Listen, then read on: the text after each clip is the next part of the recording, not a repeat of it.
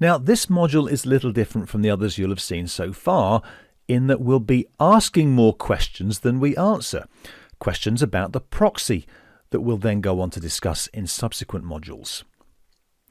We know already that for Dave to call Nath, particularly if he dials his address of record, Nath's details need to be in the registry and a location server needs to resolve the address of record and proxy the invite downstream. We also know that each entity records its received and sent SIP messages in a call log, the user agent client, the server, and the user agent server. In fact, I've got in front of me here the 3 logs of the proxied call scenario I posed just now.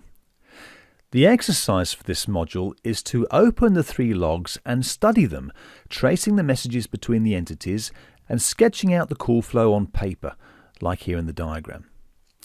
As you do so, consider the following questions and look for answers in the logs. Here we go.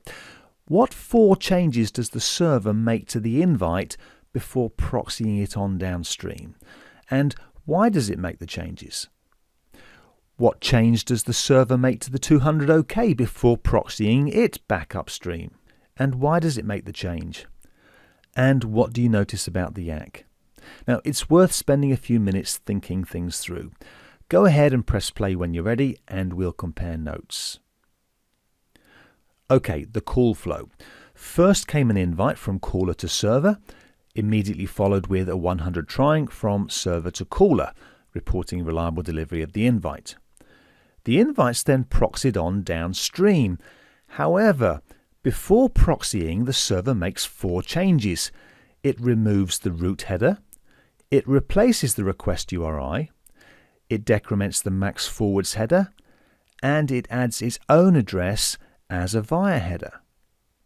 But why? Why does it make these changes?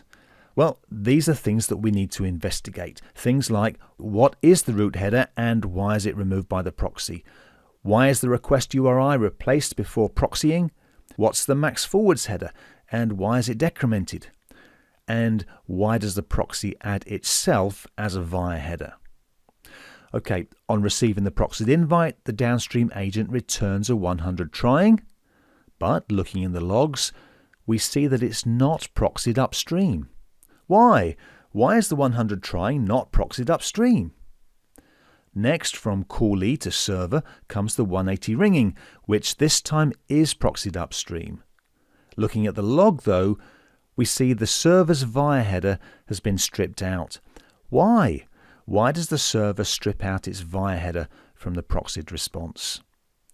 Next came the 200 OK, again proxied upstream by the server, but not before, once more, the server's via header is stripped out. Again, why does the server strip out its via header? Finally, we saw the ACK not sent to the server and then proxied on as one might have thought, but sent direct from user agent client to user agent server, bypassing the server altogether. Why is that?